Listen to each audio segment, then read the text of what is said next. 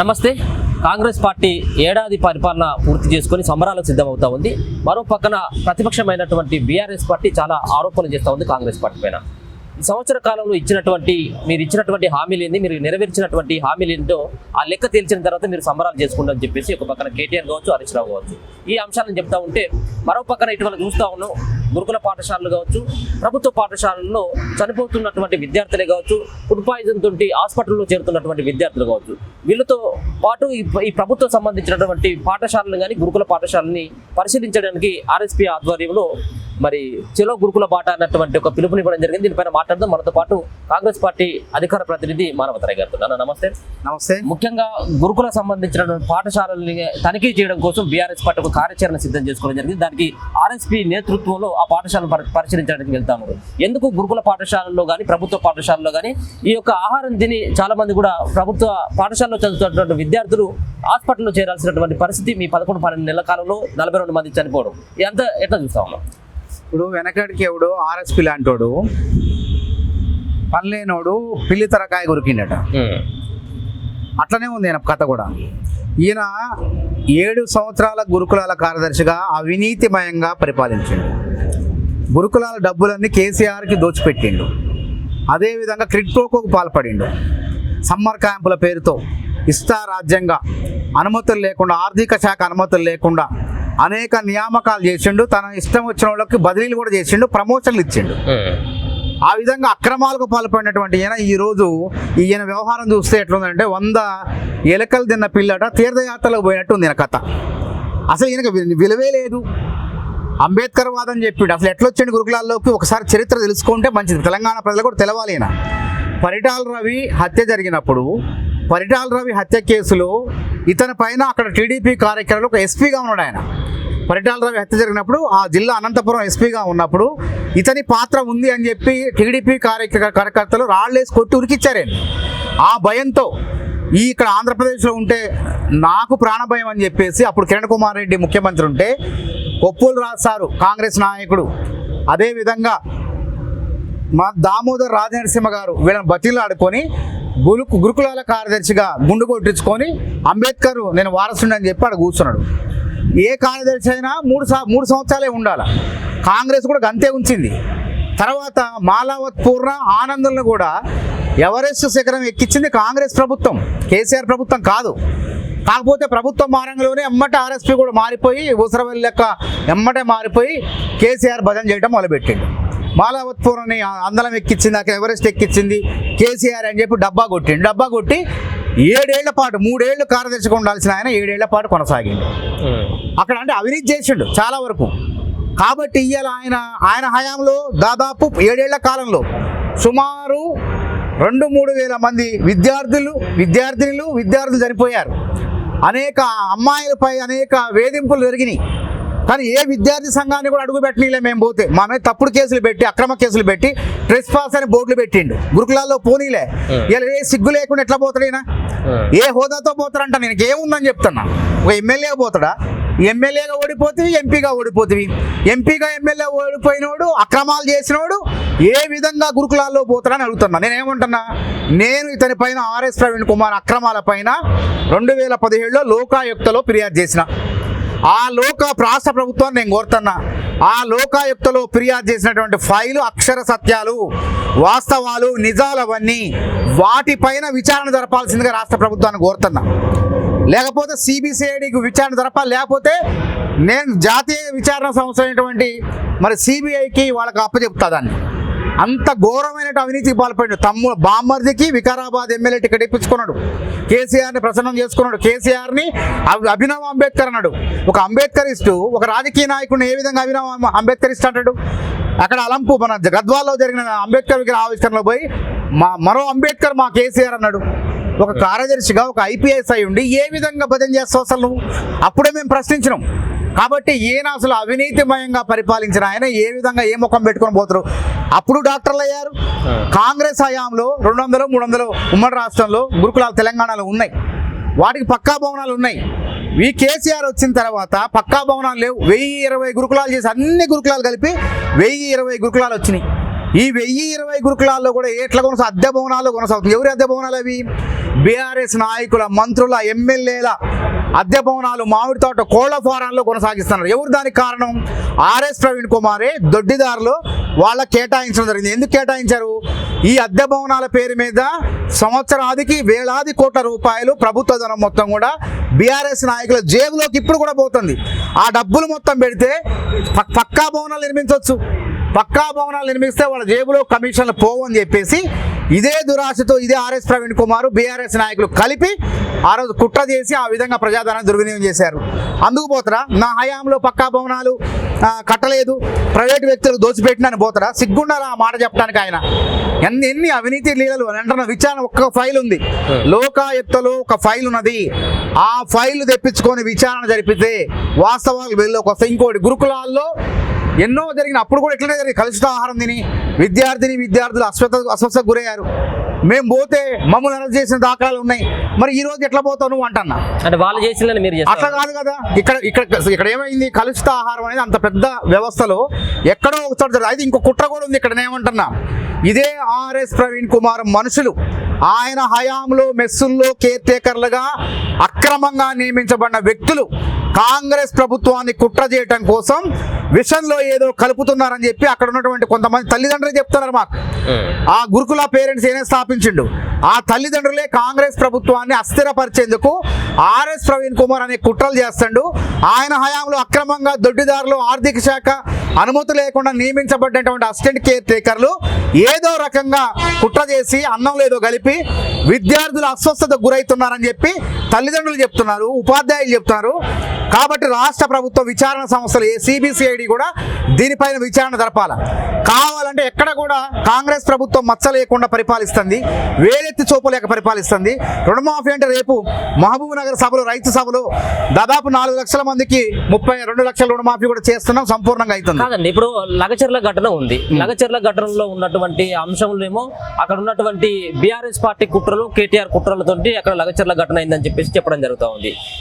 ఇప్పుడు ఏమో గురుకులకు సంబంధించిన పాఠశాలలు ఏమో ఆర్ఎస్ ప్రవీణ్ కుమార్ కుట్ర అని చెప్పేసి అంటాము. అంటే మీ యొక్క తప్పును కప్పిపుచ్చుకోవడం కాదు, వేరే వాళ్ళ మీద వాళ్ళ హయాంలో ఇంతకన్నా ఎక్కువ జరిగినాయి.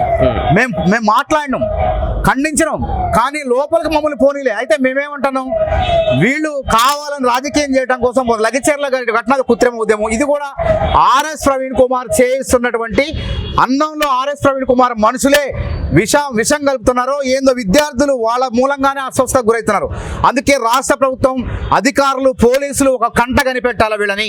వీళ్ళు అక్రమంగా ఎవరన్నా ఉన్నారో, ఎక్కడ చేరినరో, నిబంధనలకు విరుద్ధంగా అక్కడ ప్రవేశించిన వాళ్ళందరినీ కూడా ఏరిపారాయని చెప్పి నేను కాంగ్రెస్ ప్రభుత్వాన్ని డిమాండ్ చేస్తాను. అప్పుడే ఇవన్నీ ఆగుతాయి. అరే, ఆశ్రమ పాఠశాలలు వేరు, గురుకులాలు వేరు. మొన్న ఆశ్రమ పాఠశాలలో చనిపోయిన విద్యార్థి పరిస్థితి విషాహారం కాదు. ఆమెతో పాటు కొద్దిమంది కొత్త బియ్యం అంటే అప్పుడే పండిన పంటని హాస్టల్కి తరలించడం మూలంగా అది తిని కొంతమంది 60 మంది అస్వస్థయ్యారు. 60 మందిలో ఒక విద్యార్థిని చనిపోవడం బాధాకరం. ప్రభుత్వం బాధపడింది, కాంగ్రెస్ పార్టీ బాధపడింది, మేమందరం కూడా విచారణ వ్యక్తం చేస్తున్నాం. ఈ బీఆర్ఎస్ వాళ్ళు ఏంటంటే శవరాజకీయాలు, గోతికాడ నక్కలెక్క కూర్చొని ఎవరు చనిపోతే వాడి మీద కండవ వేసి అప్పుడు తెలంగాణ ఉద్యమంలో శవరాజకీయాలు చేశారు. ఇప్పుడు కూడా ఏదో కారణం చేత ఎవరైనా చనిపోతే ఇది ప్రభుత్వ తప్పిదం, ఇది ప్రభుత్వ వైఫల్యం అని చెప్పేసి ఆ విధంగా విష ప్రచారం చేసి రాజకీయ లబ్ధి పొందే ప్రయత్నం చేస్తున్నారు. కానీ అమ్మాయి ఎట్లా చనిపోయింది? 60 మంది అస్వస్థత గురై స్వస్థత చేరుకున్న తర్వాత వాళ్ళు తిరిగి కోలుకున్న తర్వాత పాఠశాలకు పోతున్నారు. ఈ అమ్మాయి ఒకటే ఎందుకు కోలుకోలేదు? ఈ అమ్మాయికి కిడ్నీ వ్యాధితో బాధపడుతుంది. ఈ విద్యార్థిని కిడ్నీ వ్యాధి వల్ల డయాలసిస్ జరగటం వల్ల ఆమె పరిస్థితి మరింత ఇబ్బందికరంగా మారింది. అంతకుముందు ఇంటి దగ్గర నుంచి అమ్మాయి ఈ యొక్క కిడ్నీ వ్యాధితో బాధపడుతుంది. కాబట్టి ఈ అమ్మాయికి మెరుగైనటువంటి వైద్యం చేయించడం కోసం ఆ విద్యార్థినికి కాంగ్రెస్ ప్రభుత్వం తీవ్రంగా ప్రయత్నించింది. బీఆర్ఎస్ ఎవడు పోకపోయినా మంత్రి సీతక్క వెళ్ళి పరామర్శించింది. కోలుకునేలా డాక్టర్లకు పటిష్టమైనటువంటి చర్యలు, ఆదేశాలు జారీ చేశారు. చివరికి పోయింది. అదే చెప్పినగా ఎండింగ్ అంటే శవరాజకీయాలు చేయడం వాళ్ళకి ఇష్టం కదా, అంటే చివరికి పోయి కండవా కప్పేసి ఇదిగో ఈ కాంగ్రెస్ ప్రభుత్వం వల్లే చనిపోయింది అనే కుట్ర రాజకీయాలు చేస్తారు వాళ్ళు. కాబట్టి మేము చేయాల్సిందంత చేసినాం. అట్లా ఆ విధంగా శవ రాజకీయాలు కాంగ్రెస్ పార్టీ చేయదు. ఆ కుటుంబాన్ని ఆదుకునే విధంగా కాంగ్రెస్ పార్టీ అనేక చర్యలు చేపట్టింది.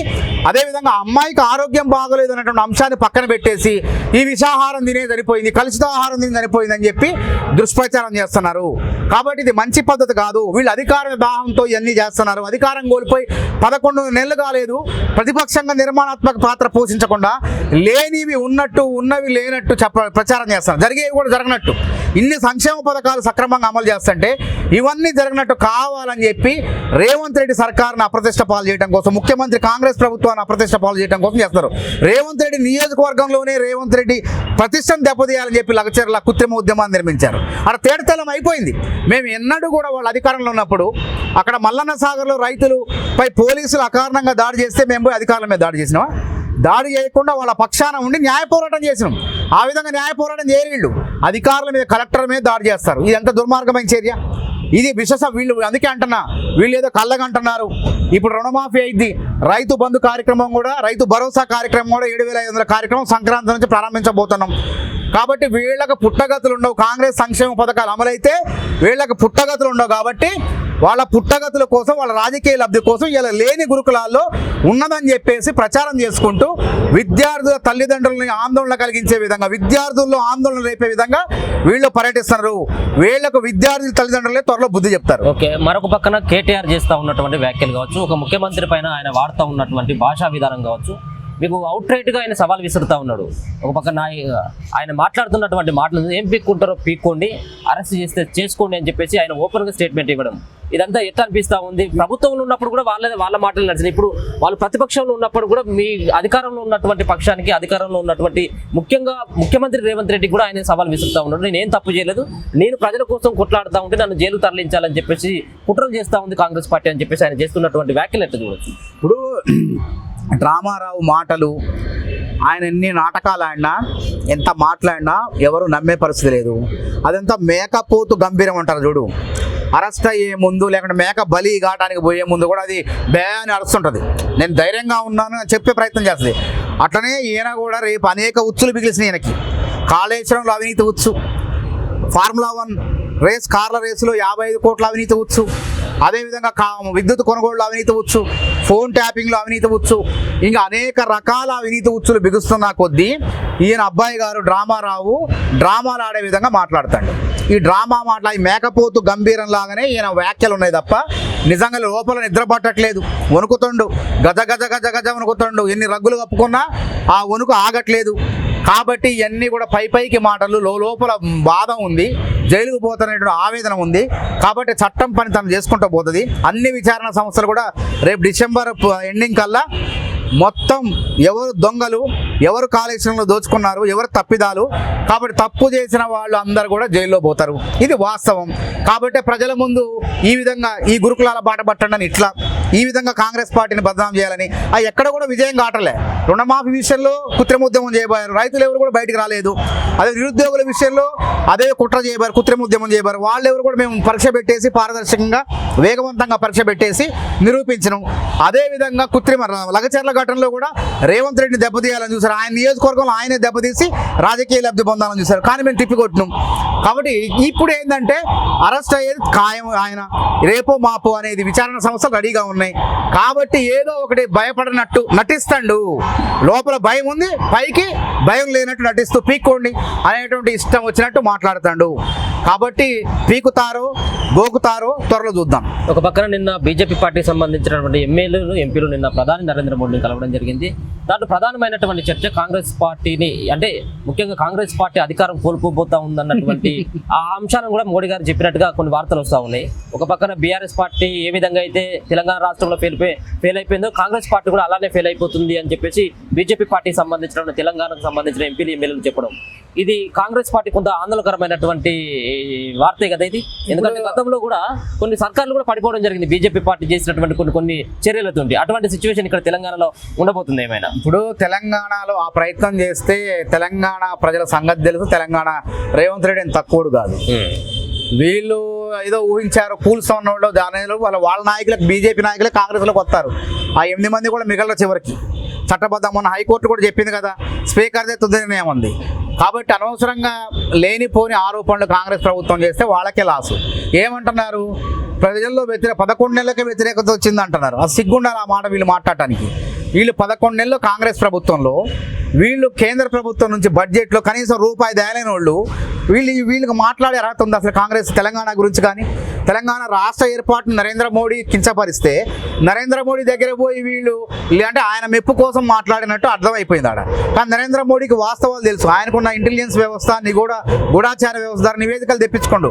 అద్భుతంగా రేవంత్ రెడ్డి కాంగ్రెస్ ప్రభుత్వం పరిపాలిస్తుంది, సంక్షేమ పథకాలు కొనసాగిస్తేనే వాళ్ళకు కూడా తెలుసు. కాబట్టి వీళ్ళు దద్దమ్మలు అంత పోయిన వాళ్ళంతా కూడా ఏంది ఏదో ఒకటి చెప్పాలి కాబట్టి కాంగ్రెస్ పార్టీ మీద బట్టగాల్చి మీదేసే ప్రయత్నం చేశారు. అందుకే మేమేమంటున్నాం అంటే మీకు దమ్ము ధైర్యం ఉంది, మీకు ప్రత్యామ్నాయం అని చెప్తున్నారు. మళ్ళీ తెలంగాణలో కాంగ్రెస్కు మేమే ప్రత్యామ్నాయం అని చెప్తున్నారు. మీరు ప్రత్యామ్నాయం కావాలంటే ఫస్ట్ నేను ఒకటే చెప్తున్నా, బయ్యారంలో ఉక్కు ఫ్యాక్టరీని తీసుకురండి, నిర్మించండి, విభజన చట్టంలో ఉన్నది. అదేవిధంగా Warangal Kazipet railway coach factory తరలించకపోయింది, ఆ కోచ్ ఫ్యాక్టరీని ఇక్కడికి తీసుకురండి, వరంగల్ కాజీపేట తీసుకురండి. అప్పుడు ప్రజలకు మీ గురించి ఆలోచిస్తారు. గిరిజన యూనివర్సిటీనే పక్క రాష్ట్రంలో ప్రారంభమయ్యి తరగతులు ప్రారంభమై ఒక బ్యాచ్ బయటికి పోయింది. ఇక్కడ ఇంతవరకు ఉలుకు లేదు పలుకు లేదు, ఇంకా తరగతులే ప్రారంభం కాలేదు. భూ కేటాయింపులు రాష్ట్ర ప్రభుత్వం చేసింది. ఈ విధంగా చేతగానోళ్ళు ఏం చెయ్యని వాళ్ళు పగటి కళ్ళు అంటున్నారు. కాబట్టి పగటి కళ్ళు గనకండి, మళ్ళీ 10 ఏళ్ళు కాంగ్రెస్ పార్టీని అధికారంలో ఉంటుంది. ఎందుకు ఉంటుంది? మేము పథకాలు అమలు చేస్తున్నాం. ఇవాళ రేపు మహబూబ్ నగర్ సభలో మొత్తం 26 లక్షల మంది రైతులకు రుణమాఫీ పూర్తి అయిపోద్ది. రైతు భరోసా పూర్తి చేస్తాం. 5 ఏళ్లలో 20 లక్షల ఇల్లు కడతాం. సింగిల్ బెడ్రూమ్ ఇల్లు 5 లక్షల వాళ్ళ ఖాతాలో వేయబోతున్నాం. అదేవిధంగా 49 లక్షల మందికి 200 యూనిట్ల ఉచిత విద్యుత్ ఇస్తున్నాం. ఈ అన్ని ఆధారాలతో చెప్తాను, ఉత్తర చెప్పట్లేను. అదేవిధంగా 500కే సిలిండరు సబ్సిడీ 45 లక్షల మందికి ఇస్తున్నాం. అదేవిధంగా దాదాపు 100 కోట్ల మంది పై 107 కోట్ల మంది మహిళలు ఉచితంగా బస్సుల్లో ప్రయాణం చేశారు. అవకాశం కల్పించిన వాళ్ళు మహిళలంతా కలిసి దాదాపు 3,500 కోట్లు ఆదా చేసుకున్నారు. మళ్ళీ ఇంకా 5 ఏళ్లలో ఇంకా ఎన్ని కోట్లు ప్రయాణిస్తారు? మనం 100 కాదు, ఇంకో 100 సంవత్సరానికి వాళ్ళు 100 కోట్లు అంటే చూడండి, 5 ఏళ్లలో 500 కోట్ల మంది ప్రయాణిస్తారు. ఇన్ని సంపూర్ణంగా అమలు చేసేటప్పుడు ఇంకా వాళ్ళకి ఓట్లు వేస్తారు అంటున్నా. వాళ్ళు అనేది 2,500 పెంచారా మహిళలకు అంటారు. మహాలక్ష్మి పథకం కింద ఉచిత బస్సు ఇస్తున్నాం. ఈ 2,500 కూడా పంచాయతీ ఎన్నికల్లోపే మహిళలకు ఇస్తాం. ఇంకెక్కడ వాళ్ళు విమర్శిస్తారు చెప్పండి? అదేవిధంగా ఇంకోటి ఆసరా పెన్షన్లు పెంచారా అంటారు. ఆసరా పెన్షన్లు కూడా పంచాయతీ ఎలక్షన్లోపే పెంచుతామని చెప్పి మా నాయకులు, మా ప్రభుత్వంలో అధినేతలు అందరం కూడా స్పష్టంగా చెప్పడం జరుగుతుంది. ఇంకా వాళ్ళు ఎక్కడ కూడా మీరు మేనిఫెస్టోలో చెప్పింది సంవత్సరం లోపు మేము చేస్తామని, 100 రోజులలో పథకాలు అమలు చేస్తామని చెప్పేసి అన్నారు. 100 రోజులు దాటిపోయింది, 360 రోజులు దగ్గరకు వచ్చింది. ఇప్పుడు వాళ్ళు మాట తప్పినట్టే కదా. ఇప్పుడు వాళ్ళు బీజేపీ వాళ్ళ మాట ఏంది, అమలు చేయటం ముఖ్యం ఇక్కడ. ఇప్పుడు 100 రోజుల 200 రోజుల లేదంటే సంవత్సరమా అన్న మాట ఇక్కడ ఉన్నటువంటి అప్పుల కుప్పగా మార్చండి కేసీఆర్ గారు. ఈ రాష్ట్రాన్ని కేసీఆర్ గారు దుబారా మూలంగా దివాలా తీసింది. వాళ్ళు దివాలా ఉత్సవాలు జరుపుకోవాలి, దుబారా ఉత్సవాలు జరుపుకోవాలి. రేపు వాళ్ళు ఏదో ఉత్సవాలు జరుపుతారు 29వ తారీఖు 28వ తారీఖు దీక్షా దివాసులు కాదు, దుబారా దివాసులు జరుపుకోవాలి. దుబారా కేసీఆర్ దుబారా తెలంగాణ దివాలా తీసింది. 7 లక్షల కోట్ల అప్పు అంటే ఏంది అసలు? కాంగ్రెస్ పార్టీ వాళ్ళ చేతుల్లో ఈ రాష్ట్రాన్ని పెట్టేటప్పుడు 16,000 కోట్ల మిగులు బడ్జెట్తో ఒక ధనిక రాష్ట్రంగా వాళ్ళ చేతిలో పెట్టినాం. ఇలా అప్పుల కుప్పగా మార్చారు. అదేవిధంగా 70,000 కోట్ల అప్పు ఉంది కేసీఆర్ చేతిలో పెట్టినప్పుడు. 16 మంది ముఖ్యమంత్రులు 70,000 కోట్ల మాత్రం అప్పు చేశారు. కానీ ఈయన ఒక్కడే 7 లక్షల కోట్ల అప్పు చేసేసి దుబారా చేసేసి ఇలా తెలంగాణను దివాలా తీయించండి కేసీఆర్. అందుకే మేమేమంటానంటే దుబారా దివస్ జరుపుకోండి, దుబారా దివస్ జరుపుకోండి. దీక్షా దివస్ లేదురా నాయన. మీ వల్ల తెలంగాణ మొత్తం కూడా ధనిక రాష్ట్రం పేదరిక రాష్ట్రంగా మారిపోయింది. ఈ పేదరికంలో ఉన్న రాష్ట్రాన్ని మళ్ళీ అమాంతం పైకి తెచ్చేందుకు ముఖ్యమంత్రి రేవంత్ రెడ్డి మంత్రిమండలి మొత్తం కూడా కృషి చేస్తున్నారు. వాళ్ళు ఏ లోటు రాకుండా సంక్షేమ పథకాలకు, ప్రభుత్వ ఉద్యోగాలకు 1వ తారీఖు జీతాలు ఇచ్చుకుంటా అనేక రకాలుగా రాష్ట్రాన్ని అభివృద్ధి చేస్తున్నారు వీళ్ళంతా, మంత్రులు, ముఖ్యమంత్రి రేవంత్ రెడ్డి అందరూ కూడా. కాబట్టి మీరు జరుపుకోవాల్సింది దుబారా దివసులు, దీక్షా దివసులు కాదు అని చెప్పి వాళ్ళు చెప్తారు. బీజేపీ వాళ్ళకి అసలు అర్హత లేదు. నయా పైసా ఇయ్యనోళ్ళు ఎన్ని చెంచాగాళ్ళు ఏం మాట్లాడతారో అసలు. వాళ్ళు ఢిల్లీ పోయి ఇక్కడ పోయి ప్రజల ముందు మాట్లాడండి, మేము ఇంత ఇచ్చినామని చెప్పుకోండి దమ్ముంటే. 2 కేంద్ర మంత్రులు ఉండి చేతగాని దద్దమ్మల లెక్క 1 రూపాయి నయా పైసా తేనోళ్ళు వాళ్ళకి మాట్లాడుతుందా? వరదల్లో విమానాలు హెలికాప్టర్లు తిరిగారు వాళ్ళ మంత్రులు. హెలికాప్టర్లో ప్రయాణించి 10,000 కోట్ల వరద నష్టం అన్నారు. 10,000 కోట్ల వరద నష్టం అని చెప్పేసి కనీసం ముష్టి 400 కోట్లు కూడా సక్రమంగా విడుదల చేయలేదు. 400 కోట్లు ఇస్తారా? 10,000 కోట్లు దేనికి సరిపోతాయి? పక్క రాష్ట్రంలో 1,500 కోట్లు ఇస్తారా? వేరే రాష్ట్రాల్లో వాళ్ళ పాలిత ప్రాంతాలు అత్యధికంగా ఇస్తారా? కాబట్టి బీజేపీ వాళ్లకు అసలు కాంగ్రెస్ ప్రభుత్వాన్ని విమర్శించే నైతిక అర్హత లేదని చెప్తున్నా. Okay right, thank you.